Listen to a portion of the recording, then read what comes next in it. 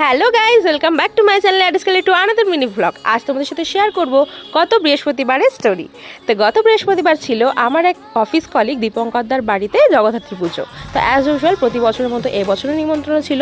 Thursday ছিল হচ্ছে নবমী। তো জগদ্ধাত্রী পুজোর নবমীর দিন চলে গেছিলাম দীপঙ্করদার বাড়ি। অফিস থেকে ফিরে ফ্রেশ হয়ে জলদি রেডি হয়ে নিয়ে, তাও দেখো 9টা বেজে গেছে।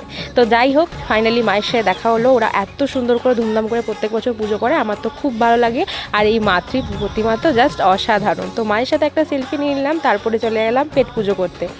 তারপরে দেখো এখানে কত সুন্দর করে প্যান্ডেল করেছিল, ঝাড়বাতি লাগিয়েছিল। তারপর আমি আর কাঞ্চন একটু কফি খেয়ে নিলাম, তারপরে চলে গেলাম ডিনার করতে। প্রথমে ছিল ভোগের প্রসাদ, দেন ভেজ কাটলেট, স্যালাড, সস, নানপুরি, ছোলার ডাল, তারপরে ছিল ফ্রাইড রাইস, পনির, আলুর দম, সবশেষে চাটনি, পাঁপড় আর মিষ্টি। সেটা ছবি তুলতে ভুলে গেছি। তো যাই হোক, আজকের মতো আসি, টাটা।